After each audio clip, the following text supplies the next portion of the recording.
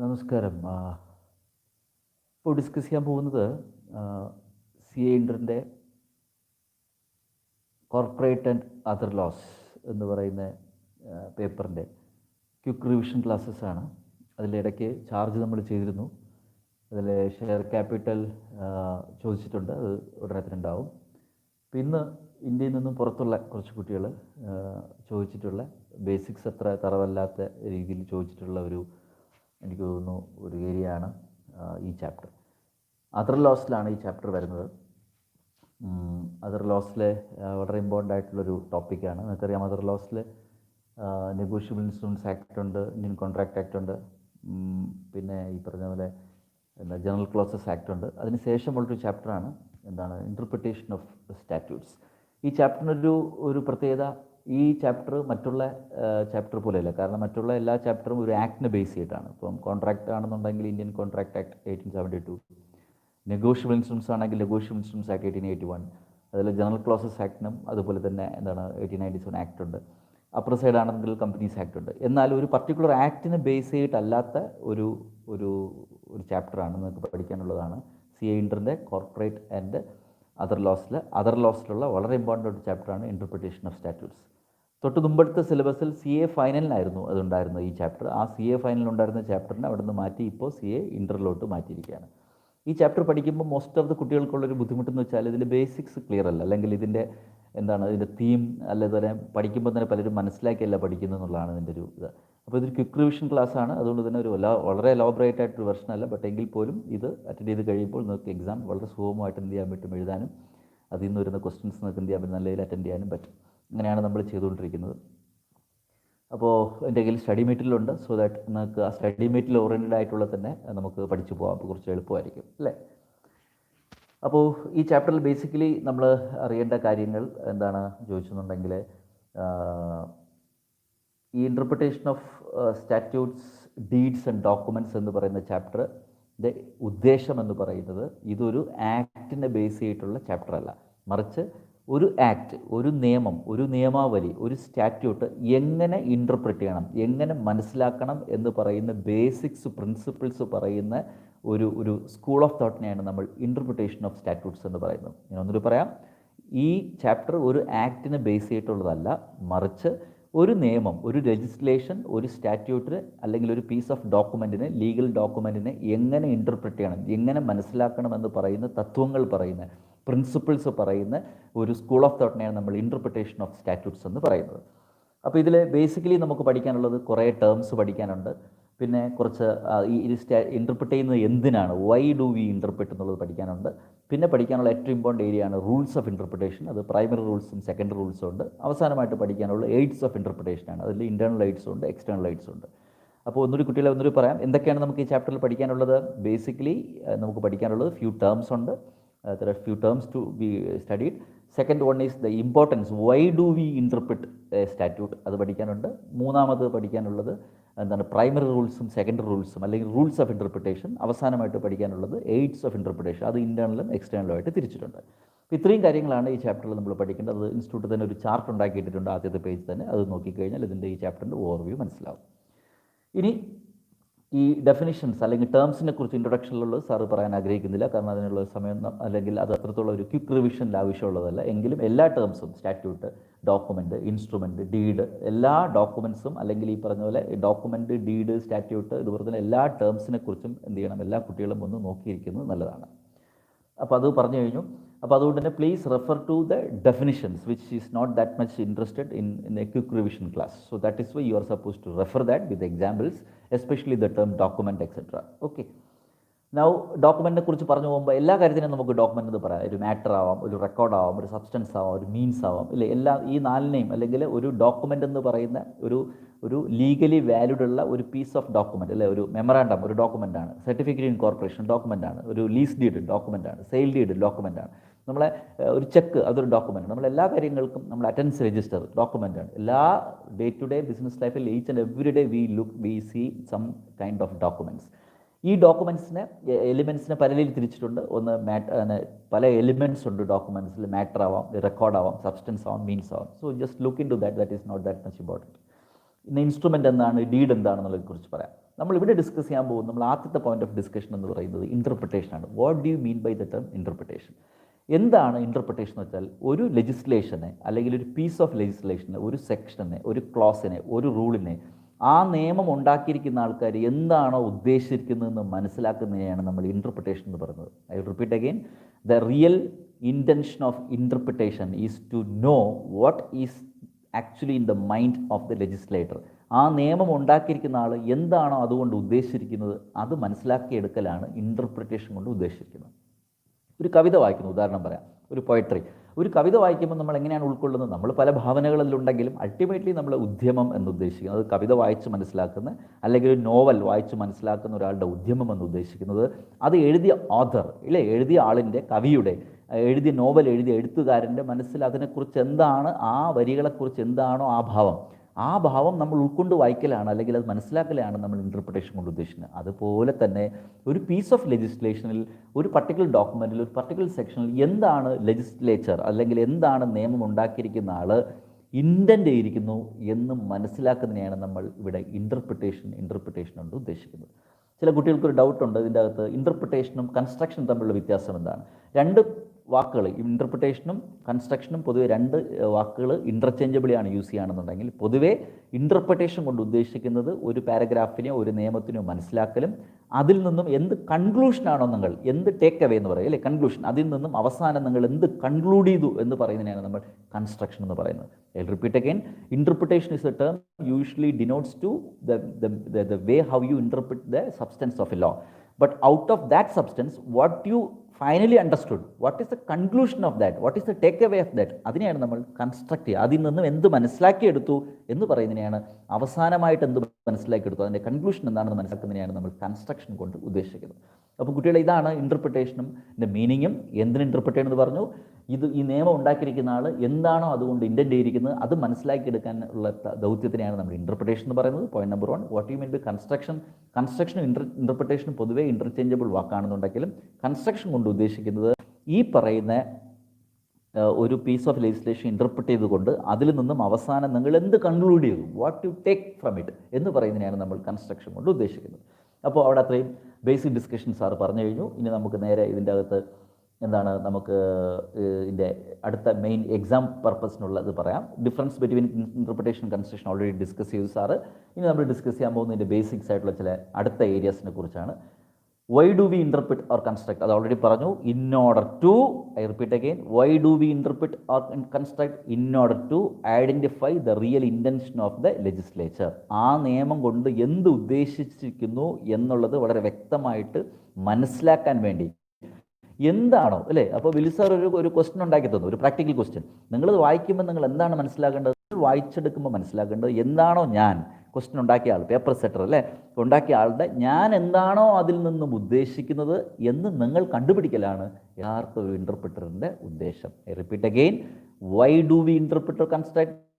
V in order to identify the real intention of the lawmaker. നിയമം ഉണ്ടാക്കിയ ആൾ, legislature എന്താണോ അതുകൊണ്ട് ഉദ്ദേശിക്കുന്നത് കണ്ടുപിടിക്കലാണ് അതുകൊണ്ടുള്ള ഉദ്ദേശം. അത്രയും പറഞ്ഞു കഴിഞ്ഞു. ഇനി നമ്മൾ ഡിസ്കസ് ചെയ്യാൻ പോകുന്നത് വളരെ ഇമ്പോർട്ടൻ്റ് ആയിട്ടുള്ള എന്താണ് ഇതിലോട്ട് പറയാം. പൊതുവേ ഇൻ്റർപ്രിട്ടേഷൻ പറയുമ്പം ഒത്തിരി ഉണ്ട് അല്ലേ. സ്റ്റാറ്റ്യൂട്ടറി ബാക്ക്ഡ് ആയിട്ടുള്ള ഇൻ്റർപ്രിട്ടേഷൻ ഉണ്ട്, സ്റ്റാറ്റ്യൂട്ടറി ബാക്ക്ഡ് അല്ലാത്ത ഇൻ്റർപ്രിട്ടേഷൻ ഉണ്ട്. അതൊക്കെ സ്റ്റഡി മീറ്റിൽ ഡിസ്കസ് ചെയ്യുന്നുണ്ട്. അതൊന്നും അത്ര ഇമ്പോർട്ടൻ്റ് അല്ല exam point of view. OMR ഏരിയയിൽ ചോദിക്കും. അതുകൊണ്ട് തന്നെ ഒരു ഏരിയയും പറഞ്ഞാൽ എപ്പോഴും എൻ്റെ കുട്ടികൾക്ക് പറയും, പ്രൊഫഷണൽ കോഴ്സിന് പഠിക്കുമ്പോൾ എസ്പെഷ്യലി OMR കൂടെ ഉള്ള എൻവറോൺമെൻറ്റ് എല്ലാ ചാപ്റ്ററും എല്ലാ ഏരിയയിലാണ് ഒരു ക്വസ്റ്റ്യൻ ഇതിൽ നിന്ന് എന്തായാലും ഉണ്ടാവും. Repeat again, rules of interpretation or construction ആണ്. ഇതിൽ നിന്നും ഒരു ക്വസ്റ്റ്യൻ എന്തായാലും എക്സാമിൽ ഉണ്ടാവും. പല ടൈപ്പ് ഓഫ് റൂൾസ് ഉണ്ട്. അതിനെക്കുറിച്ചാണ് സാർ ഡിസ്കസ് ചെയ്യാൻ പോകുന്നത്. നിങ്ങളിത് കേട്ട് ഈ ക്വിക്ക് റിവിഷൻ ക്ലാസ് കേട്ടതിന് ശേഷം എന്ത് ചെയ്യുക, നിങ്ങൾ നിങ്ങളുടെ സ്റ്റഡി മെറ്റീരിയൽ അല്ലെങ്കിൽ പ്രൈവറ്റ് മെറ്റീരിയൽ വായിച്ച് കഴിയുമ്പോൾ കാര്യങ്ങൾ മനസ്സിലാവും. പ്രൈമറി റൂൾസ് ഓഫ് ഇൻ്റർപ്രിട്ടേഷൻ പല ടൈപ്പ് ഉണ്ട്. Rules of literal construction, rules of reasonable construction, rules of harmonious construction, rules of beneficial construction, exceptional construction, അവസാനം ഈ ജസ്റ്റ് ഈ പ്രൈമറി റൂൾസ് എന്നും അടുത്ത സെക്കൻഡ് റൂൾസിൽ യൂസേജ്, പിന്നെ തന്നെ അസോസിയേറ്റഡ് വേർഡ്സ്. പൊതുവെ അത്ര വലിയ ഇമ്പോർട്ടൻ്റ് അല്ല എക്സാം പർപ്പസിൽ. എങ്കിലും സാർ ഇനി ചെയ്യാൻ പോകുന്നത് ഈ സ്റ്റഡി മെറ്റീരിയലിലുള്ള റൂൾസ് ഓഫ് ഇൻ്റർപ്രിട്ടേഷനെ നിങ്ങൾക്ക് ലഘൂകരിച്ച് മനസ്സിലാക്കി തരികയാണ്. ഇതിൽ നിന്നും ഒരു ക്വസ്റ്റ്യൻ ഉണ്ടാകുന്നുള്ള കാര്യത്തിൽ യാതൊരു സംശയവുമില്ല. അപ്പോൾ തുടങ്ങട്ടെ ഞാൻ. അപ്പോൾ പ്രൈമറി റൂൾസാണ് സാർ ഡിസ്കസ് ചെയ്യാൻ പോകുന്നത്. ഒരു നിയമം, ഒരു നിയമാവലി, ഒരു പർട്ടിക്കുലർ പീസ് ഓഫ് ലെജിസ്ലേഷനെ എങ്ങനെ ഇൻ്റർപ്രിറ്റ് ചെയ്യുന്നതിനെക്കുറിച്ച് നമുക്ക് പഠിക്കാനുള്ള റൂൾസിനെ കുറിച്ചാണ് ഇനി സാറ് ഡിസ്കസ് ചെയ്യാൻ പോകുന്നത്. ആദ്യത്തെ പ്രൈമറി റൂളിൻ്റെ പേര് റൂൾ ഓഫ് ലിറ്ററൽ കൺസ്ട്രക്ഷൻ. എന്താണ് റൂൾ ഓഫ് ലിറ്ററൽ കൺസ്ട്രക്ഷൻ എന്ന് വെച്ചാൽ? ലിറ്ററൽ കൺസ്ട്രക്ഷൻ എന്ന് വെച്ചാൽ സിമ്പിളാണ്, ഗീവ് ഗ്രാമാറ്റിക് മീനിങ്. ഒരു സെക്ഷൻ വായിക്കുമ്പോൾ, ബൈബാക്ക് ഓഫ് ഷെയർസ് എന്ത് സെക്ഷൻ വായിച്ച് മനസ്സിലാക്കുമ്പോൾ, അല്ലെങ്കിൽ ബോണസ് ഇഷ്യൂ വായിച്ച് മനസ്സിലാക്കുമ്പോൾ, ചെക്ക് ഹോണർ ചെയ്യുക വായിച്ച് മനസ്സിലാക്കുമ്പോൾ, എന്താണ് ക്രോസിംഗ് ഓഫ് ചെക്ക് എന്ന ഒരു ഏരിയ വായിച്ച് മനസ്സിലാക്കുമ്പോൾ ബേസിക്കലി നിങ്ങൾ അപ്ലൈ ചെയ്യേണ്ട റൂൾ എന്താണ് കുട്ടികളെ? ആ റൂളാണ് ലിറ്ററൽ കൺസ്ട്രക്ഷൻ. എന്ന് വെച്ചാൽ give ordinary meaning to the terms, give common English language to the terms, give grammatic meaning to the terms.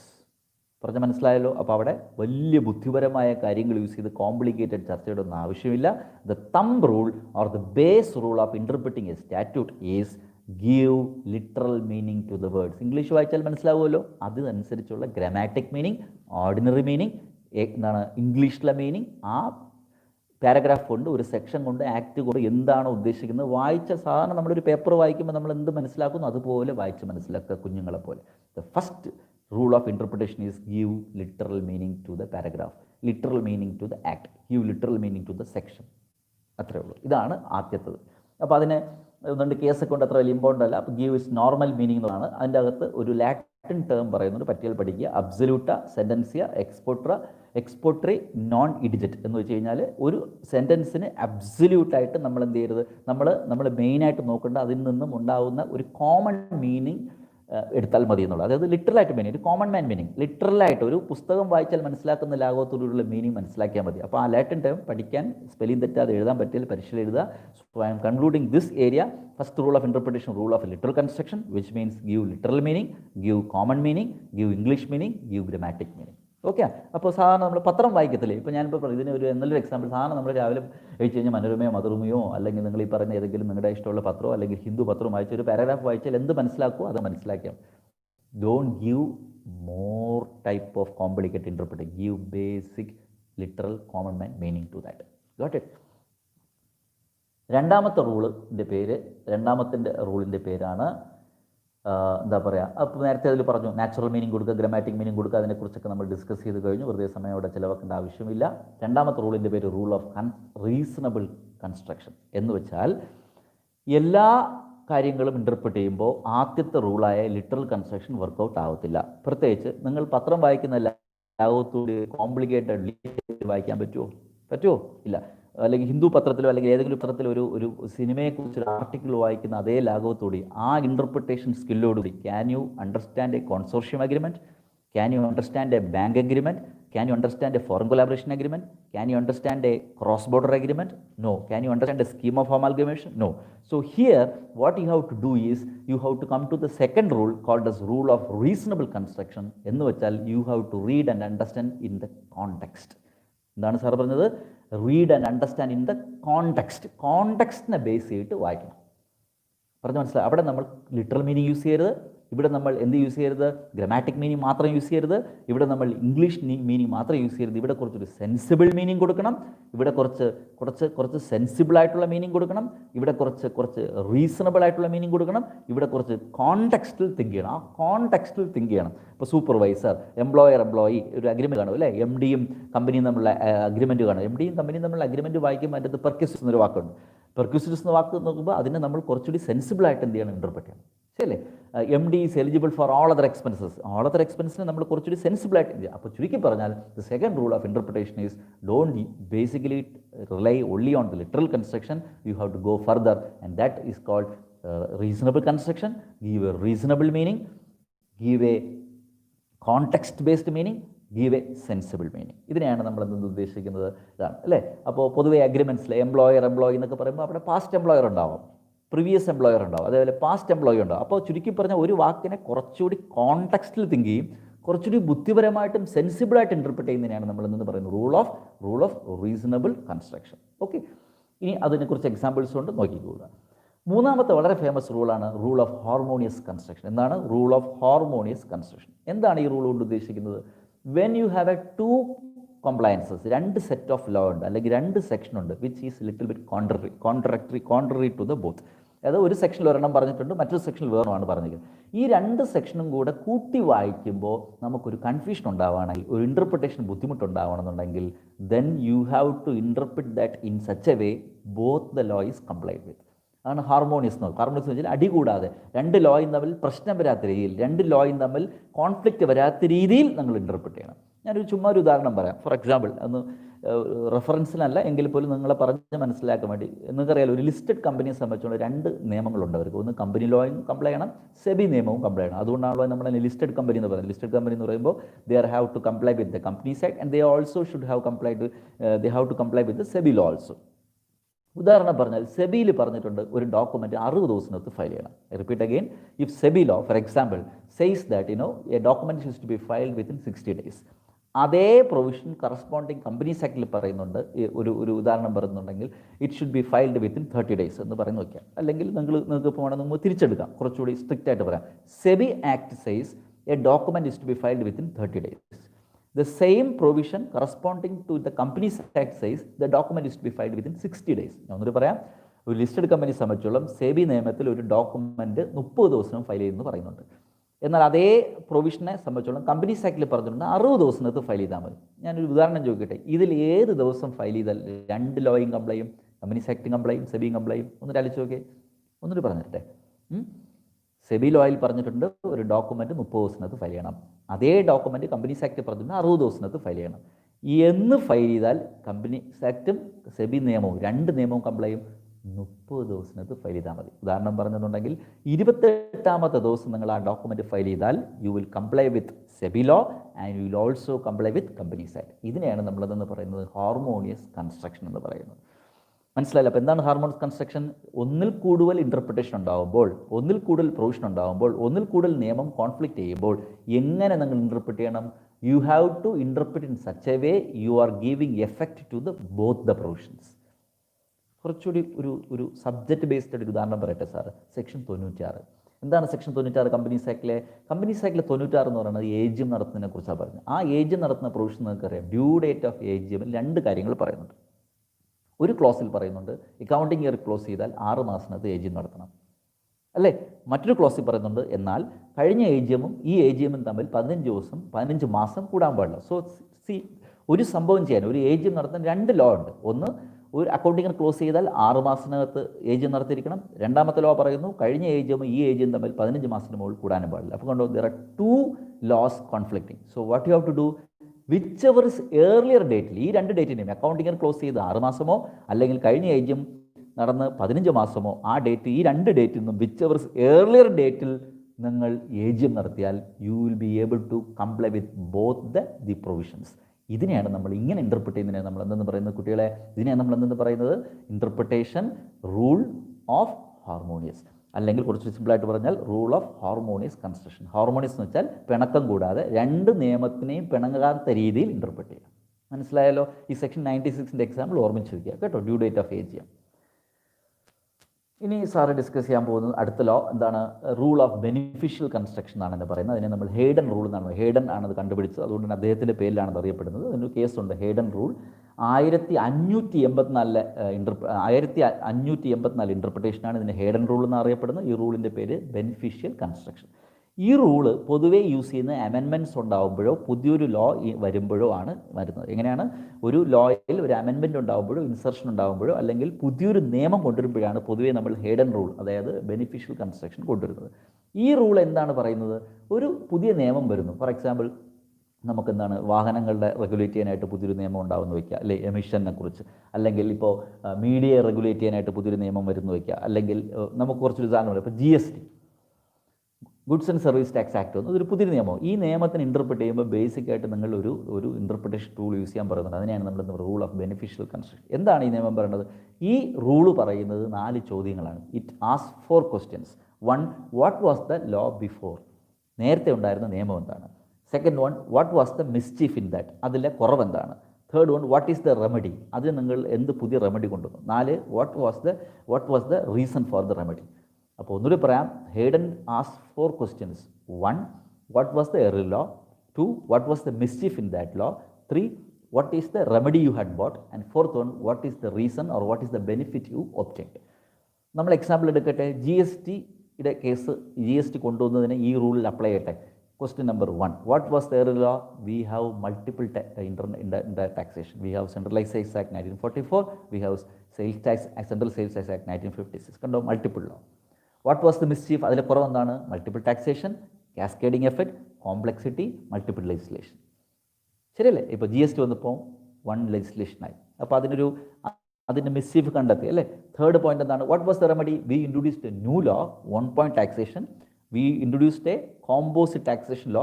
Inter taxation എല്ലാത്തിനും കൂടെ ചേർത്ത് കമ്പൈൻഡ് ആയിട്ട് ഒറ്റ നിയമം കൊണ്ടുവന്നു. അതിനെയാണ് നമ്മൾ ജി എസ് ടി എന്ന് പറയുന്നത്. ലാസ്റ്റ് ക്വസ്റ്റൻ അത് എന്താണ് ചോദിക്കുന്നത്? What is the reason and what is the benefit? Now we have A single point taxation അല്ലേ. കോംപ്ലിക്കേറ്റഡ് ടാക്സ് സ്ട്രക്ചർ കുറഞ്ഞു, ടാക്സ് ബർഡൻ കുറഞ്ഞു. ശരിയല്ലേ? അപ്പോൾ ഇതാണ് ഹെയ്ഡൻ റൂൾ പറയുന്നത്. ഹെയ്ഡൻ റൂള് 1584 അദ്ദേഹം കണ്ടുപിടിച്ച റൂളിൻ്റെ പേരാണ് റൂൾ ഓഫ് ബെനിഫിഷ്യൽ കൺസ്ട്രക്ഷൻ. എന്താണ് റൂൾ ഓഫ് ബെനിഫിഷ്യൽ കൺസ്ട്രക്ഷൻ?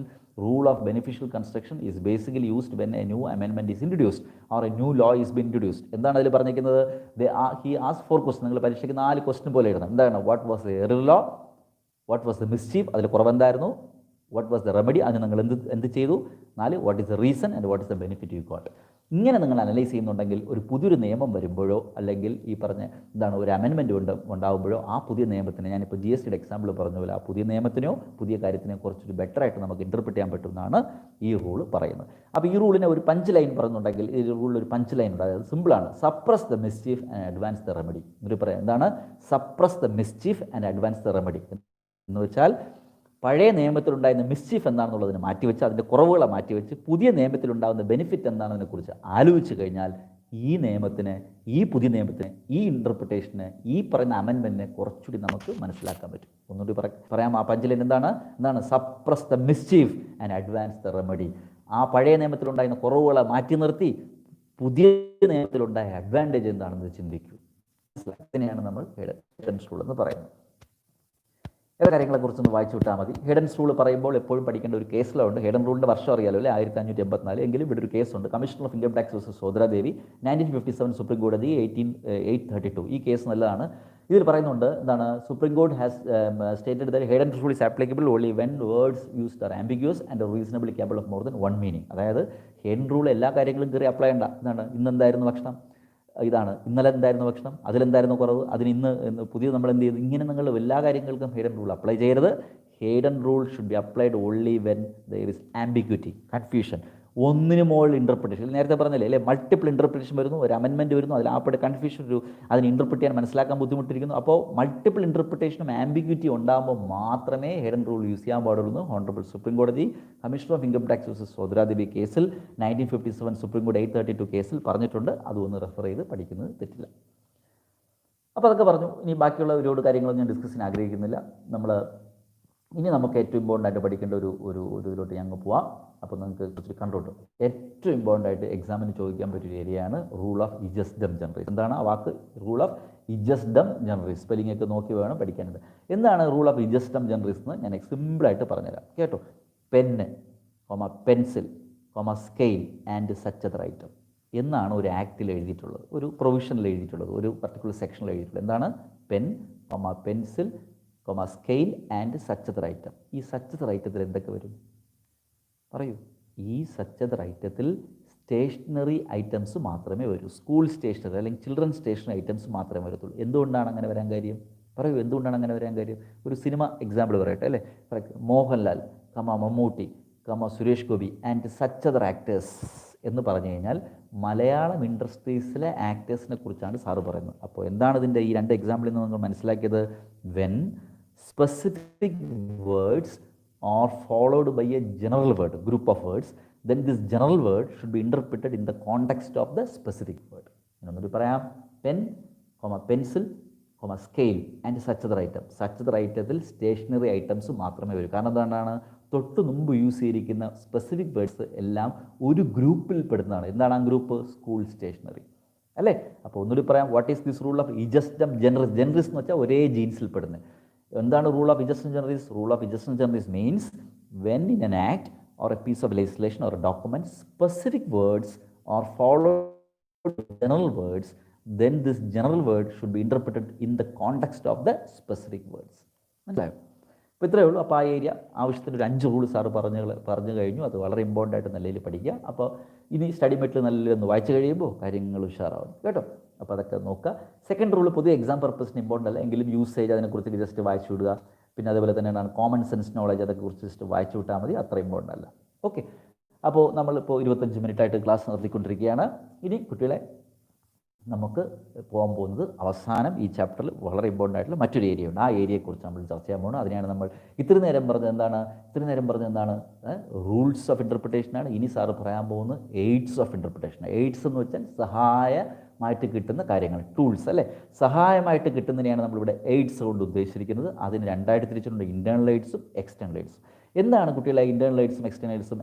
ആക്ടിൻ്റെ അകത്തിൽ നിന്നും ആ സ്റ്റാറ്റ്യൂട്ടിൻ്റെ ഉള്ളിൽ നിന്നും തന്നെ കിട്ടുന്ന, ആക്ട് ഇൻ്റർപ്രിറ്റ് ചെയ്യാൻ കിട്ടുന്ന ടൂൾസിനെയാണ് നമ്മൾ ഇൻറ്റേർണൽ എയ്ഡ്സ് എന്നും, ആക്ടിൻ്റെ ആ പീസ് ഓഫ് ആക്ടിൻ്റെ പുറത്തു നിന്നും കിട്ടുന്ന എന്താണ് ഇൻ്റർപ്രിട്ടേഷന് കിട്ടുന്ന കാര്യങ്ങളാണ് നമ്മൾ എന്തെന്ന് പറയുന്നത്, നമ്മൾ എക്സ്റ്റേണൽ എയ്ഡ്സ് എന്ന് പറയും. ഒന്നുകൂടി പറയാം, when you get some interpretations, tools or areas in the act itself. ഒരു കമ്പനീസ് ആക്ട് എടുത്ത് വയ്ക്കുക, ഒരു ബെയർ ആക്ട് എടുത്ത് വയ്ക്കുക, അല്ലെങ്കിൽ ഒരു ഇൻകം ടാക്സ് ആക്ട് എടുത്ത് വയ്ക്കുക. അതിൻ്റെ അകത്ത് നിന്നും കിട്ടുന്ന ടൂൾസിനെ നമ്മൾ എന്തെന്ന് പറയും? നമ്മൾ ഇൻറ്റേർണൽ എയ്ഡ്സ് എന്നും, അതുപോലെ തന്നെ ആ ടൂൾസിൻ്റെ പുറത്തുനിന്ന് കിട്ടുന്ന, അല്ലെങ്കിൽ ആ ആക്ടിൻ്റെ പുറത്തുനിന്ന് കിട്ടുന്നതിനെ നമ്മൾ എന്തെന്ന് പറയും? നമ്മൾ എക്സ്റ്റേണൽ എയ്ഡ്സ് എന്ന് പറയും. ഒന്നുകൂടി പറയാം, എന്താണ് എയ്ഡ്സ് എന്ന് വെച്ചാൽ ഒരു ആക്ട് ഇൻ്റർപ്രിറ്റ് ചെയ്യുമ്പോൾ ആക്ടിൻ്റെ ഉള്ളിൽ നിന്നും തന്നെ കിട്ടുന്ന ഇൻ്റർപ്രിട്ടേഷൻ ടൂൾസും അതിനെ ഇൻറ്റേർണൽ എയ്ഡ്സ് എന്നും, ആക്ടിൻ്റെ പുറത്തുനിന്ന് കിട്ടുന്ന ഇൻ്റർപ്രിട്ടേഷൻ ടൂൾസിന് നമ്മൾ എക്സ്റ്റേണൽ എയ്ഡ്സ് എന്നും പറയും. മനസ്സിലാവും? അപ്പോൾ ഇൻറ്റേർണൽ എയ്ഡ്സ് ഏതൊക്കെയാണെന്ന് നമുക്ക് നോക്കാം. ഇൻറ്റേർണൽ എയ്ഡ്സ് ഉള്ളത് ഏതൊക്കെയാണെന്ന് അറിയാം. എങ്കിൽ ലിസ്റ്റ് ഒന്ന് വായിച്ചു പോകാം. Long title, short title, preamble, heading, margin notes, definition, illustration, proviso, explanation, schedule. ഇത്രയും നമ്മളെന്ന് പറയുന്നത് ഇൻറ്റേർണൽ എയ്ഡ്സ് ഓഫ് ഇൻ്റർപ്രിട്ടേഷൻ എന്ന് പറയുന്നത്. ഓരോന്നിനെക്കുറിച്ച് 2 മിനിറ്റ് പറഞ്ഞു പോകാം. സോ ദാറ്റ് നിങ്ങൾക്ക് എളുപ്പമായിരിക്കും അല്ലേ.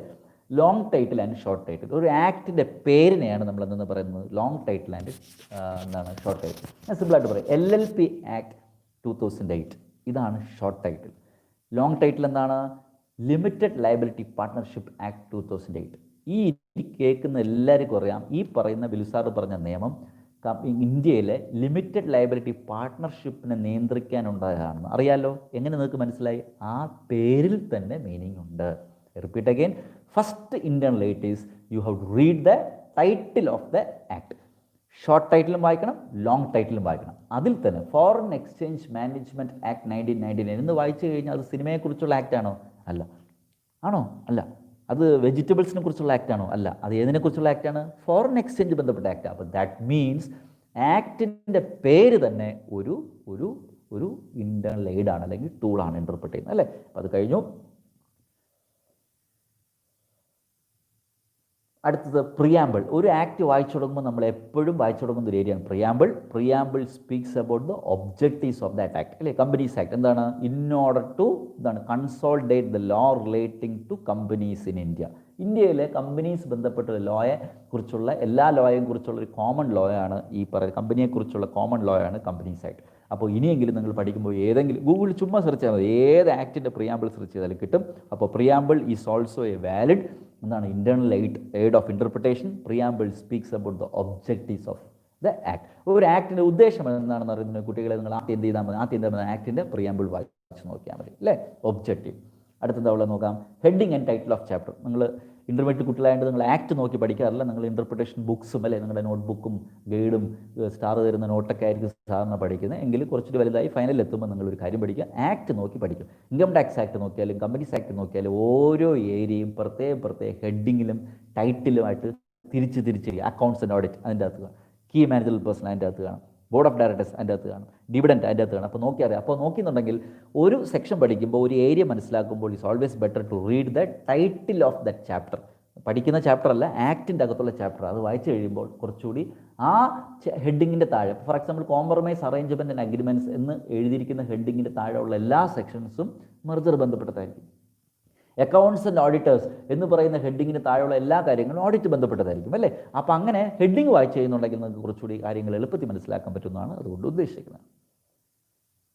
മാർജിൻ നോട്ട്സ്, എഗെയിൻ ആക്ട് നോക്കിയാലേ മാർജിൻ നോട്ട്സ് എന്താണ് മനസ്സിലാകത്തുള്ളൂ. എങ്കിലും നിങ്ങളൊരു ബെയർ ആക്ട് വീട്ടിൽ ആർക്കെങ്കിലും ഉണ്ടെങ്കിലോ അല്ലെങ്കിൽ അഡ്വക്കേറ്റ്സിൻ്റെ അടുത്ത് സ്വാഭാവികമായിട്ടും നിങ്ങൾ ട്രെയിനിങ്ങിനൊക്കെ പോകണമെങ്കിൽ ഓഫീസ് നോക്കുന്ന ആക്ട് കിട്ടും. ആക്ട് നോക്കി അതിൻ്റെ താഴെ കുനുകുനായിട്ട് എഴുതിയിരിക്കും, അല്ലെങ്കിൽ സൈഡിൽ കുറേ കാര്യങ്ങൾ എഴുതി. അതിനെയാണ് നമ്മൾ എന്തെന്ന് പറയുന്നത്, പൊതുവെ ചെറിയ ഫോണ്ടിലായിരിക്കും എഴുതുക. അതിന് നമ്മൾ എന്തെന്ന് വിളിക്കുന്നത് മാർജിനൽ നോട്ട്സ് എന്ന് വെച്ചാൽ ആ പർട്ടിക്കുലർ സെക്ഷൻ്റെ ഹിസ്റ്ററിയെക്കുറിച്ചും ആ പർട്ടിക്കുലർ സെക്ഷൻ അമെൻഡ് ചെയ്തിട്ടുണ്ടോ ഇല്ലതിനെക്കുറിച്ചും ഫോം നമ്പറിനെ കുറിച്ചും എത്ര ഫീസ് അടയ്ക്കണം എന്ന് പറയുന്ന ചെറിയ ഡീറ്റെയിൽസിനെ ആക്ടിൻ്റെ താഴെ ഒരു സെക്ഷൻ്റെ താഴെ തന്നെ ചെറിയ ഫോണ്ടിൽ എഴുതി വെച്ചിരിക്കുന്ന കുണുകുണാന്ന് എഴുതി വെച്ചിരിക്കുന്നതാണ് നമ്മൾ എന്തെന്ന് വിളിക്കുന്നത് മാർജിനൽ നോട്ട്സ്. മാർജിനൽ നോട്ട് വായിച്ചു കഴിഞ്ഞാൽ ഒരുപാട് ഇൻഫോർമേഷൻ ആ സെക്ഷനെ കുറിച്ച് കിട്ടും. ലെജിസ്ലേഷൻ്റെ ഹിസ്റ്ററി കിട്ടും, അതിൻ്റെ അമെൻഡ് ചെയ്തിട്ടുണ്ടോ എന്ന് കിട്ടും, ഫീസ് എത്ര എന്ന് കിട്ടും, ഫോം നമ്പർ എന്ത് യൂസ് ചെയ്യണമെന്ന് കിട്ടും. ഇങ്ങനത്തെ ഒരുപാട് ഇൻഫോർമേഷൻ നമുക്കതിൽ നിന്ന് കിട്ടും. ആണ് മാർജിൻ നോട്ട്സ് അല്ലേ. അടുത്തുള്ള ഡെഫിനിഷൻ നമുക്ക് പറയേണ്ട ആവശ്യമില്ല. ഒരു പക്ഷേ ഇൻ്റർമീഡിയറ്റ് ലെവലിൽ നിങ്ങൾ ആപ്പാടെ യൂസ് ചെയ്യുന്ന ഒരു ഇൻ്റർപ്രിട്ടേഷൻ ടൂൾ മെയിനായിട്ട് യൂസ് ചെയ്യുന്നത് ഡെഫിനിഷനാണെന്ന് എനിക്കറിയാം. ഡിവിഡൻഡ് എന്താണ്, ഡെഫിനിഷൻ വായിച്ച് നോക്കും അല്ലേ. പ്രോസ്പെക്ടസ് എന്താണ്, പ്രോസ്പെക്ടസ് ഡെഫിനിഷൻ വായിച്ച് നോക്കും ശരിയല്ലേ. അക്കൗണ്ട്സ് ഓഡിറ്റ് എന്താണ്, ബുക്സ് ആൻഡ് പേപ്പർ ഡെഫിനിഷൻ വായിച്ച് നോക്കും ശരിയല്ലേ.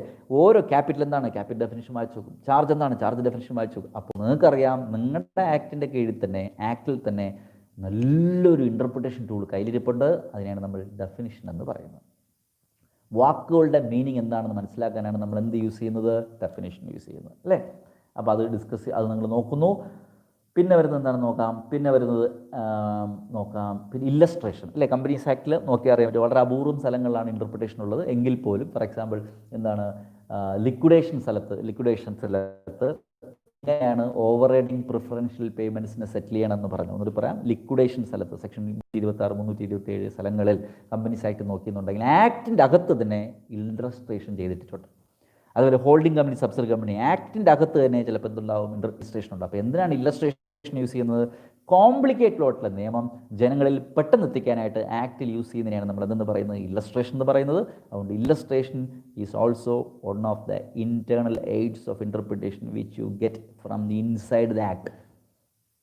എവിടെ നിന്ന് കിട്ടും? ആക്ടിൻ്റെ അകത്തു നിന്ന് തന്നെ കിട്ടുന്നതാണ് അല്ലേ. അത് നോക്കാം. പ്രൊവിസോ അത് നമുക്കറിയാമല്ലോ. പ്രൊവിസോ പല ടൈപ്പ് ഉണ്ട്. എക്സെപ്ഷൻ എന്ന് പറഞ്ഞ് യൂസ് ചെയ്യും, പ്രൊവിസോ എന്ന് പറഞ്ഞ് യൂസ് ചെയ്യും, സേവിംഗ് ക്ലോസ് എന്ന് പറഞ്ഞ് യൂസ് ചെയ്യും. പക്ഷേ പുതിയ എക്സെപ്ഷൻ എന്ന് ഉദ്ദേശിക്കുന്നതും പ്രൊവിസോ ഉദ്ദേശിക്കുന്നത് കോമൺ ആയിട്ട് ഇൻ്റർചേഞ്ചബിൾ ചെയ്യുന്ന വാക്കാണെന്നുണ്ടെങ്കിൽ അതിൻ്റെ ചെറിയ ഡിഫറൻസസ് കൊണ്ട് അത് നോക്കുന്നതല്ല. എന്തായാലും ഒരു കാര്യമുള്ള ഒരു സെക്ഷൻ ആപ്ലിക്കബിൾ ആക്കുമ്പോൾ ചില കാര്യങ്ങളെ മാറ്റി നിർത്താനാണ് നമ്മൾ എന്ത് യൂസ് ചെയ്യുന്നത്, പ്രൊവിസോ യൂസ് ചെയ്യുന്നത്. അപ്പോൾ ഒരു സെക്ഷൻ യൂസ് ചെയ്യുമ്പോൾ പ്രൊവൈഡഡ് എന്നതല്ല എന്ന് എഴുതിയിരിക്കും അല്ലേ. അങ്ങനെ ഒരുപാട് കമ്പനീസ് ആക്ടിലും നിങ്ങൾ ഇൻകം ടാക്സിലും നോക്കുന്ന ഒരു മെയിൻ പ്രൊവിഷൻ കാണും. പ്രൊവിസോ എന്ന് പറഞ്ഞ താഴെ കുറച്ച് കാര്യങ്ങൾ എഴുതിക്കുക. അതിനർത്ഥം വെച്ചാൽ ഈ പ്രൊവിസോ എന്നുള്ളത് വേറൊരു മീനിങ് ആണ്, അല്ലെങ്കിൽ വേറൊരു ഇൻ്റർപ്രിട്ടേഷൻ. അതിനർത്ഥം വെച്ചാൽ മോളിൽ പറഞ്ഞ കാര്യങ്ങൾ ഇതിന് ആപ്ലിക്കബിൾ അല്ല അല്ലേ. അപ്പോൾ അതുകൊണ്ട് പ്രൊവിസോ എന്ന് വെച്ചാൽ പുതിയ എക്സംഷൻ തരാൻ വേണ്ടിയാണ്. നമ്മൾ മുകളിൽ every company should, for example every company should conduct board meeting. പ്രൊവിസോയിൽ ചിലപ്പോൾ ഇങ്ങനെ കാണും അല്ലേ. But OPC shall conduct only 2 board meeting. അപ്പോൾ കണ്ടോ, അപ്പോൾ മോളിൽ പറഞ്ഞിരിക്കുന്ന മെയിൻ ആക്ടിൻ്റെ മെയിൻ സെക്ഷനിൽ നിന്നും ബാധകമല്ലാതെ മാറ്റി നിർത്താൻ വേണ്ടി പറയുന്ന പാരഗ്രാഫിനെയാണ് നമ്മൾ എന്തെന്ന് ഉദ്ദേശിക്കുന്നത്, പ്രൊവിസോ എന്ന് ഉദ്ദേശിക്കുന്നത്. പ്രൊവിസോയും കൂടി വായിച്ച് നോക്കിയാലേ നമുക്കൊരു ആക്ടിൻ്റെ അല്ലെങ്കിൽ ഒരു പർട്ടിക്കുലർ സെക്ഷൻ്റെ കൂടുതൽ കാര്യങ്ങൾ മനസ്സിലാക്കാൻ പറ്റും. അത് നോക്കുക. അടുത്ത എക്സ്പ്ലനേഷൻ കണ്ടിട്ടില്ലേ പല കാര്യങ്ങളിലും. ഇപ്പോൾ നമ്മൾ വായിക്കും, ഫോർ എക്സാമ്പിൾ റെഡ് ഹെറിംഗ് പ്രോസ്പെക്ട്സിൻ്റെ പ്രൊവിഷൻ എടുത്ത് വായിച്ച് നോക്കുന്നത് അതിൻ്റെ അകത്ത് പ്രൊവിഷൻസ് എഴുതിയിട്ട് താഴെ എഴുതിയിട്ടുണ്ട് explanation. For the purpose of this section, red herring prospectus means a prospectus issued by a company which does not have a price, which is incomplete എന്ന് എഴുതിയിരിക്കും. ഇപ്പോൾ എന്താണ് സംഭവം?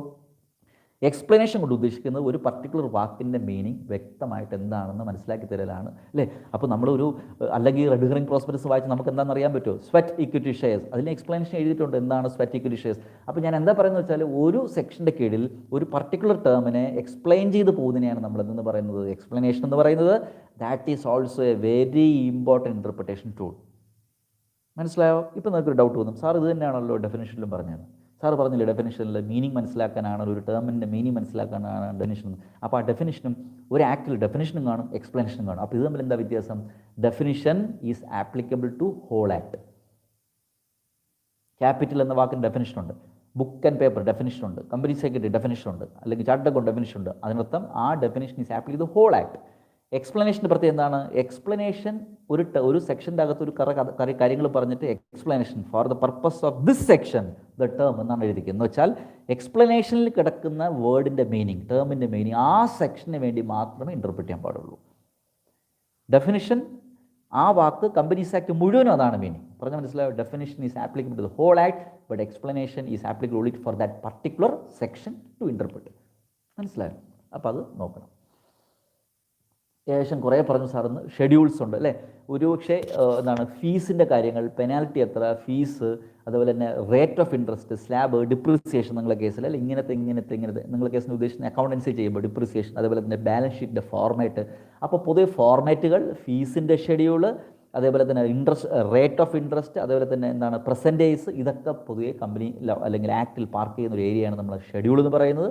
ഒരുപക്ഷെ ഷെഡ്യൂൾ ഇല്ലെങ്കിൽ നിങ്ങൾ എങ്ങനെ ഡിപ്രിസിയേഷൻ കാൽക്കുലേറ്റ് ചെയ്യും, നിങ്ങൾ എങ്ങനെ ബാലൻസ് ഷീറ്റ് ഉണ്ടാക്കും, എങ്ങനെ P&L ഉണ്ടാക്കും അല്ലേ. അപ്പോൾ ഒരു കാര്യം മനസ്സിലായി, ആക്ടിൽ ഷെഡ്യൂൾസും കൂടെ ഉണ്ടെങ്കിൽ അത് പൂർണ്ണമാകത്തുള്ളൂ. Schedule is also a very good internal aid of interpretation. അവസാനം പറഞ്ഞു read the statute as a whole അല്ലേ. മൊത്തം വായിക്കാതെ ഒരിക്കലും ഒരു കൺക്ലൂഷൻ എത്തരുത്. തുടക്കത്തിൽ ഒരു 25 സെക്ഷൻ വായിച്ചിട്ട് അയ്യോ ഇതിനുള്ള പ്രൊവിഷൻ ഇല്ലല്ലോ എന്ന് കൺക്ലൂഡ് ചെയ്യാൻ പാടില്ല. കാരണം ആക്ട് മൊത്തം വായിക്കാം. അവസാന റിപ്പീൽ, സേവിങ്സ് ഒക്കെ പറഞ്ഞ സെക്ഷൻസ് ഉണ്ട്. അപ്പോൾ എല്ലാ സെക്ഷനും അല്ലെങ്കിൽ അറ്റം വരെ വായിച്ചു നോക്കിയാൽ മാത്രമേ ഇൻ്റർപ്രിട്ടേഷൻ ഫൈനലൈസ് ചെയ്യാൻ പോകുള്ളൂ. പറയുന്നതിനെയാണ് നമ്മൾ rules of read the statute as a whole എന്ന് പറയുന്നത്. അപ്പോൾ ഇത്രയും നേരം സാറ് ഡിസ്കസ് ചെയ്തത് എന്താണ്, ഇൻറ്റേർണൽ എയ്ഡ്സ് ഓഫ് ഇൻ്റർപ്രിട്ടേഷൻ. ഒരു ക്വസ്റ്റ്യൻ എക്സ്പെക്ട് ചെയ്യാം. റൂൾ ഇമ്പോർട്ടൻ്റ് ആണ്, എയ്ഡ്സ് ഇമ്പോർട്ടൻ്റ് ആണ്. അവസാനമായിട്ട് സാർ ഡിസ്കസ് ചെയ്യാൻ പോകുന്നത് എക്സ്റ്റേണൽ എയ്ഡ്സ് ഓഫ് ഇൻ്റർപ്രിട്ടേഷൻ ആണ് അല്ലേ. അത് വളരെ എളുപ്പമാണ്, ചുമ്മാ വായിച്ചങ്ങ് പോകാന്നേ ഉള്ളൂ. എക്സ്റ്റേണൽ ഇൻ്റർപ്രിട്ടേഷൻ്റെ അർത്ഥം എന്താണ്, ആക്റ്റിലില്ല, നമ്മുടെ കയ്യിലിരിക്കുന്ന ആക്റ്റിലില്ല, പുറമേ കിട്ടുന്ന ഇൻ്റർപ്രിട്ടേഷൻ ടൂൾ. ആക്ടിന് പുറമേ കിട്ടുന്ന ടൂൾസ് ഓഫ് ഇൻ്റർപ്രിട്ടേഷൻ എന്താണെന്നുള്ളത് എന്തൊക്കെയാണ്. ഹിസ്റ്റോറിക്കൽ സെറ്റിംഗ്, കമ്പനീസ് ആക്ട് എടുത്തിട്ട് 2013 നിയമം മാത്രം ഇൻ്റർപ്രിറ്റ് ചെയ്താൽ പോരാ. ചിലപ്പോൾ നമ്മൾ അതിൻ്റെ ഹിസ്റ്റോറിക്കൽ സെറ്റിംഗ് നോക്കണം. 1956 നിയമം, 1885 നിയമം, 1913 നിയമം. ഇപ്പോഴും പോലും നമ്മൾ ചില നിയമങ്ങൾ പഴയ ആക്ടിലെ ചില പ്രൊവിഷൻസ് കമ്പയർ ചെയ്തിട്ടാണ് നമ്മൾ ഇൻ്റർപ്രിറ്റ് ചെയ്യുന്നത്. നമ്മൾ മാത്രമല്ല, ജുഡീഷ്യറിയിൽ പോലും, ജൂറിസ്പ്രുഡൻസിൽ പോലും. അപ്പോൾ ആക്ട് അല്ലാതെ തന്നെ നമുക്ക് റെഫർ ചെയ്യാൻ പറ്റുന്ന ഇൻ്റർപ്രിട്ടേഷൻ ടൂളിൽ ഒന്നാണ് ഹിസ്റ്റോറിക്കൽ സെറ്റിംഗ്. അതേപോലെ തന്നെ യൂസേജ് അല്ലേ. പല സെറ്റിങ്സിനൊരു പ്രത്യേകത ഉണ്ട്. നമ്മൾ പല ഇൻ്റർപ്രിട്ടേഷൻ, നമ്മളെ പഴയ കസ്റ്റമും യൂസേജും കീഴ്വഴക്കങ്ങളാണ് ഇപ്പോൾ പലപ്പോഴും എന്തായി വന്നത്, ആക്റ്റായി വന്നത്. ഒരു ഉദാഹരണം പറയട്ടെ, ബൈബാക്ക്. നിങ്ങളെല്ലാവരും പഠിക്കുന്ന ബൈബാക്ക് 77 ആ ഏരിയയിലൊക്കെ നിങ്ങൾ ഒത്തിരി, അതായത് കമ്പനീസ് ആക്ടിൽ നിങ്ങൾ നിലയിൽ പഠിക്കുന്ന ഒരു ഏരിയയാണ് ബൈബാക്ക്.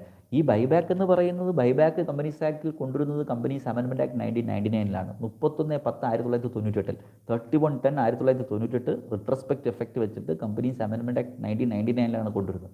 നമുക്കൊരു കാര്യം അറിയാമോ, ആ നിയമം വരുന്നതിന് മുമ്പ് തന്നെ കമ്പനികൾ ബൈബാക്ക് നടത്തിയിരുന്നു.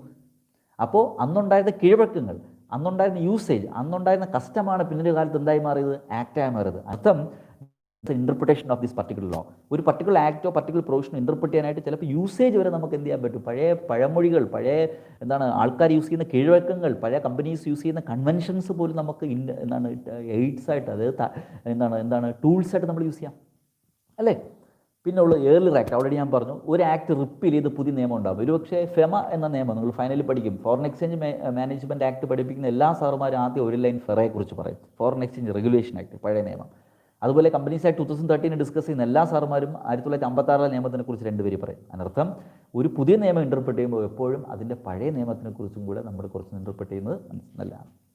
അടുത്ത പോയിന്റ് ഡിക്ഷണറി ഡെഫിനിഷനാണ്. നല്ലൊരു ശതമാനം നമ്മളും അല്ലേ വരും. നമ്മൾ ചില വാക്കുകൾ, പ്രത്യേകിച്ച് ലാറ്റിൻ ടേംസ് ആണെങ്കിൽ ഇപ്സോ ഫാക്ടോ, പാരി പാസു, ഇതുപോലത്തെ നിങ്ങൾ പാരി മെറ്റീരിയ, ഇജസ്റ്റം ജനറീസ്, അതുപോലെ തന്നെ ഒരുപാട് നമുക്ക് എനിക്ക് തോന്നുന്നു മുറ്റാൻഡീസ് എന്നൊക്കെ പറഞ്ഞ്, ഇല്ല ഇൻ്റർ എലയ എന്നൊക്കെ പറഞ്ഞ് നമ്മൾ ഒത്തിരി ലാറ്റിൻ ടേംസ് കാണും. ഇതൊക്കെ നമ്മൾ എങ്ങനെയാണ് മനസ്സിലാക്കേണ്ട കുട്ടികളെ, നമ്മൾ ഡിക്ഷണറി നോക്കണം. ഡിക്ഷണറി എന്ന് പറയുമ്പം നല്ല ഡിക്ഷണറീസ് അല്ലേ, ഓക്സ്ഫോർഡ് ഡിക്ഷണറീസ് നോക്കാം. ലാറ്റിൻ ടേംസ് ആണെങ്കിൽ, അല്ലെങ്കിൽ ലെജിസ്ലേറ്റീവ് ടേംസ് ആണെങ്കിൽ, ലീഗൽ ടേംസ് ആണെങ്കിൽ ലീഗൽ ഡിക്ഷണറീസ് പ്രത്യേകിച്ചുണ്ട് അല്ലേ. അപ്പോൾ ഒരു കാര്യം ഉറപ്പാണ്, ആക്ടിന് പുറമെ പോലും നമുക്ക് ഇൻ്റർപ്രിറ്റ് ചെയ്യാനുള്ള ടൂൾസ് ഉണ്ട്. അതിൽ ഒരെണ്ണം എന്താണ്, ഡിക്ഷണറിയാണ്. നല്ല ക്വാളിറ്റിയുള്ള ഡിക്ഷണറി, എസ്പെഷ്യലി നിയമപരമായിട്ടുള്ള കാര്യങ്ങളാണെങ്കിൽ ലോ ഡിക്ഷണറീസ്. അവസാനമായിട്ട് ഇൻസ്റ്റിറ്റ്യൂട്ട് ഡിസ്കസ് ചെയ്തിരിക്കുന്നത് യൂസ് ഓഫ് ഫോറിൻ ഡിസിഷൻസ് ആണ്. നിങ്ങൾക്ക് നല്ല രീതിയിൽ അറിയാം, നമ്മൾ ഇന്ന് പോലും 2020 പോലും 1800 കാലഘട്ടങ്ങളിലെ ബ്രിട്ടീഷ് ജഡ്ജ്മെൻറ്റ്സ് ഇപ്പോഴും റെഫർ ചെയ്യാറുണ്ട് ഹോണറബിൾ ഹൗസ് ഓഫ് ലോർഡ്സിൻ്റെ അല്ലേ. എത്രയോ കേസ് നിങ്ങൾക്ക് തന്നെ പഠിക്കാനുണ്ട്. ആഷ്ബറി വേഴ്സസ് റെയിൽവേ, ആഷ്ബറി റെയിൽ കമ്പനിയുടെ കേസ്, സാലമോൺ വേഴ്സസ് സാലമോൺ, ഇതെല്ലാം ഇപ്പോഴത്തെ കേസാണോ, പഴയ ബ്രിട്ടീഷുകാരുടെ കേസല്ല അല്ലേ. ഫൈനലൊക്കെ പോകുമ്പോൾ ഇഷ്ടംപോലെ ഹാർബോട്ടിൽ കേസുണ്ട്, ഫ്രോസ്റ്റ് വേഴ്സസ് ഹാർബോട്ടിൽ, ഹണ്ണിബാൽ വേഴ്സസ് ഫ്രോസ്റ്റ് ഉണ്ട്. അതേപോലെ ഇഷ്ടംപോലെ ബ്രിട്ടീഷ് കേസുണ്ട്. ബാരോൺ വേഴ്സസ് പോട്ടർ ഉണ്ട്. നിങ്ങൾക്ക് തന്നെ അറിയാം, ഓഡിറ്റിങ്ങിലും ഒക്കെ ഉണ്ട്. അപ്പോൾ സാർ എന്താ പറഞ്ഞു വരുന്നത്, അവസാനമായിട്ടും ഏറ്റവും ഇമ്പോർട്ടൻ്റ് ആയിട്ടുള്ളൊരു ഇൻ്റർപ്രിട്ടേഷൻ ടൂൾ എന്ന് ഉദ്ദേശിക്കുന്നത്, നമ്മളെ ഹോണറബിൾ ജസ്റ്റിസിൻ്റെ ജഡ്ജ്മെൻറ്റ്സ് ഉണ്ട്, എങ്കിലും കാർഡിനലായിട്ടുള്ള ഫേമസ് ആയിട്ടുള്ള ഫോറിൻ ജഡ്ജ്മെൻറ്റ്സും കോടതിയുടെ ഡിസിഷൻസും നമുക്ക് റെഫർ ചെയ്യാം. അപ്പോൾ ഇത്രയും കാര്യങ്ങളാണ് സാറ് പറഞ്ഞത്. അതിന് ശേഷമുള്ള കാര്യങ്ങളൊന്നും അധികം വായിക്കേണ്ട ആവശ്യമില്ല. ഞാൻ പറയും, ഈ ചാപ്റ്ററിൽ നമ്മൾ ഒത്തിരി കാടുകളൊന്നും കയറണ്ടെങ്കിൽ പോലും ഇത്രയും കാര്യങ്ങളെങ്കിലും നിങ്ങൾ എന്ത് ചെയ്തിരിക്കണം, മിനിമമായിട്ട് എന്തിരിക്കണം, പഠിച്ചിരിക്കണം. അപ്പോൾ ഇത് 40 മിനിറ്റായി ഇത്രയും നേരം സാറ് ഡിസ്കസ് ചെയ്തത് അതർ ലോസിലെ CA ഇൻ്ററിൻ്റെ കോർപ്പറേറ്റ് ആൻഡ് അതർ ലോസിലെ വളരെ ഇമ്പോർട്ടൻ്റ് ആയിട്ട്, എന്നാൽ ഒത്തിരി കുട്ടികൾ അധികം നോക്കാതെ മനസ്സിലാക്കി പഠിക്കാത്ത ഒരു ഏരിയയാണ് ഇൻ്റർപ്രിട്ടേഷൻ ഓഫ് സ്റ്റാറ്റ്യൂട്ട്സ്. റിക്വസ്റ്റ് കിട്ടിയത് പ്രകാരം, പ്രത്യേകിച്ച് ഇന്ത്യയിൽ നിന്ന് പുറത്തുള്ള കുട്ടികൾ റിക്വസ്റ്റ് ചെയ്ത പ്രകാരമാണ് ഞാനിത് ക്ലാസ് എടുത്തത്. ക്വിക്ക് റിവിഷൻ മോഡിലാണ് എടുത്തിരിക്കുന്നത്. ഈ ക്ലാസ് കേട്ടതിന് ശേഷം നല്ലതിലൊന്ന് പഠിച്ചെന്നുണ്ടെങ്കിൽ ഒബ്വിയസ്ലി ഈ ലോ അല്ലെങ്കിൽ ഈ ചാപ്റ്റർ തറവാം. ഇതിനെക്കുറിച്ച് ബേർഡ്സ് ഐ വ്യൂ ഒന്ന് ജസ്റ്റ് ഒന്ന് പറഞ്ഞിട്ട് സാറ് നിർത്താം. പോയിന്റ് നമ്പർ 1, ഇതൊരു ആക്ട് അല്ല. ഇൻ്റർപ്രിട്ടേഷൻ ഓഫ് സ്റ്റാറ്റ്യൂട്ട്സ് എന്ന് പറയുന്ന ചാപ്റ്റർ ഒരു ആക്ട് അല്ല. ആക്ട് എങ്ങനെ ഇൻ്റർപ്രിറ്റ് ചെയ്യണം, ഒരു സ്റ്റാറ്റ്യൂട്ട് എങ്ങനെ ഇൻ്റർപ്രിറ്റ് ചെയ്യണം, ഒരു ലെജിസ്ലേഷൻ എങ്ങനെ ഇൻ്റർപ്രിറ്റ് ചെയ്യണം എന്നുള്ളത് മനസ്സിലാക്കി തരുന്ന ഒരു ചാപ്റ്ററാണ് ഇൻ്റർപ്രിട്ടേഷൻ ഓഫ് സ്റ്റാറ്റ്യൂട്ട്സ്, അല്ലേ? Point number 1. പോയിന്റ് നമ്പർ 2, എന്താണ് ഇൻ്റർപ്രിട്ടേഷൻ, എന്താണ് കൺസ്ട്രക്ഷൻ എന്ന് മനസ്സിലാക്കിയിരിക്കണം. പോയിന്റ് നമ്പർ 3, ഇൻ്റർപ്രിട്ടേഷനും കൺസ്ട്രക്ഷനും തമ്മിലുള്ള വ്യത്യാസം എന്താണ്, സാർ ഇത് വ്യക്തമായിട്ട് പറഞ്ഞിട്ടുണ്ട്. പോയിന്റ് നമ്പർ 4, എന്തിന് നമ്മൾ ഇൻ്റർപ്രിറ്റ് ചെയ്യണം, എന്തിന് നമ്മൾ കൺസ്ട്രക്ട് ചെയ്യണം, Y do we interpret and construct. Point number 5, very important ആണ്, റൂൾസ് ഓഫ് ഇൻ്റർപ്രിട്ടേഷൻ. വളരെ കാർഡിനലായിട്ടുള്ള ഫേമസ് ആയിട്ട് റൂൾസ് ഉണ്ട് നമുക്ക് മനസ്സിലാക്കിയെടുക്കാൻ. ഒരു ആക്ട്, ഒരു പീസ് ഓഫ് ലെജിസ്ലേഷൻ എങ്ങനെ ഇൻ്റർപ്രിറ്റ് ചെയ്യുന്നതിനെക്കുറിച്ചുള്ള റൂൾസാണ് സാറ് പറഞ്ഞു പോയത്. എന്തൊക്കെയാണ് നമുക്ക് അതിൽ പഠിക്കാനുള്ളത്? റൂൾസ് ഓഫ് ലിറ്ററൽ കൺസ്ട്രക്ഷൻ ഉണ്ട്, ബെനിഫിഷ്യൽ കൺസ്ട്രക്ഷൻ ഉണ്ട്, ഹേഡൻസ് റൂൾസ് ഉണ്ട്, ഹാർമോണിയസ് കൺസ്ട്രക്ഷൻ ഉണ്ട്, ജസ്റ്റം ജംഗീസ് ഉണ്ട്, യൂസേജ് ഉണ്ട്. അങ്ങനെ ഒത്തിരി കാര്യങ്ങൾ സാർ ഡിസ്കസ് ചെയ്തു. ആ റൂൾസ് നിന്നും ഒരു ക്വസ്റ്റ്യൻ എന്തായാലും നിങ്ങൾക്ക് എക്സ്പെക്ട് ചെയ്യാം. ഇത്രയും കഴിഞ്ഞതിന് ശേഷം നിങ്ങൾ പഠിക്കേണ്ടത് എയ്ഡ്സ് ഓഫ് ഇൻ്റർപ്രിട്ടേഷൻ ആണ്. എയ്ഡ്സ് ഓഫ് ഇൻ്റർപ്രിട്ടേഷൻ 2 തരത്തിൽ തിരിച്ചിട്ടുണ്ട്. ഇൻറ്റേർണൽ എയ്ഡ്സ്, അതിൽ അറൗണ്ട് ഒരു 10 പോയിൻറ്റ്സ് ഉണ്ട്. അതിൽ പിന്നെ എക്സ്റ്റേണൽ എയ്ഡ്സ്, അതിലൊരു 6 പോയിൻ്റ് ഉണ്ട്. ഇതിൽ നിന്നും ഒരു ക്വസ്റ്റ്യൻ നിങ്ങൾക്ക് എക്സ്പെക്ട് ചെയ്യാം. ഈ ഇത്രയും സാറ് പഠിക്കാൻ പറയുമ്പോഴും ഇത്രയും മാത്രം പഠിച്ചിട്ട് പോരുത്. ഇത് ക്വിക്ക് റിവിഷനായിട്ട് പറഞ്ഞതേ ഉള്ളൂ. ഏറ്റവും ഇമ്പോർട്ടൻ്റ് ആയിട്ട് മറ്റൊരു ഏരിയ കൂടെ നോക്കണം. തുടക്കത്തിൽ കുറേ ഡെഫിനിഷൻസ് ഉണ്ട്, ഇൻസ്ട്രുമെൻറ്റ്, ഡോക്യുമെൻറ്റ്, ഡീഡ്. അപ്പോൾ അവിടെ നിന്ന് വേണമെന്നുണ്ടെങ്കിൽ OMR ഉള്ളതിനാൽ ഇത് ഒരു ഡോക്യുമെൻറ്റ്, ഒരു ഡോക്യുമെൻറ്റ് തന്നിട്ട് ഇത് ഡോക്യുമെൻ്റ് ആണോ ഡീഡാണോ ഇൻസ്ട്രുമെൻ്റ് ആണോ എന്ന് ഐഡൻറ്റിഫൈ ചെയ്യാൻ ഇൻസ്റ്റിറ്റ്യൂട്ട് പറഞ്ഞെന്ന് വരാം. അപ്പോൾ മറക്കരുത്, ഇത്രയും കാര്യങ്ങളെങ്കിലും ഈ ചാപ്റ്ററിൽ നല്ല രീതിയിൽ പഠിക്കുക. നല്ല രീതിയിൽ ഈ ചാപ്റ്റർ, ഈ ക്ലാസ് അറ്റൻഡ് ചെയ്ത് മനസ്സിലാക്കിയതിന് ശേഷം ഇനി നിങ്ങളത് വായിച്ച് കഴിയുമ്പോൾ ഇത് കാര്യങ്ങൾ മനസ്സിലാവും. ബിലു ബാലകൃഷ്ണനാണ് ഇത്തിരി നേരം ക്ലാസ് എടുത്തത്.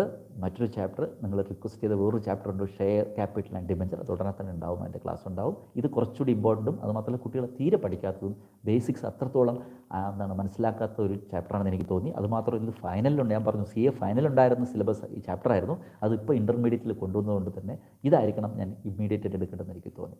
എല്ലാവരും സേഫായിട്ടിരിക്കുക, നല്ല രീതിയിൽ പഠിച്ച് സന്തോഷമായിട്ടിരിക്കുക. Thank you.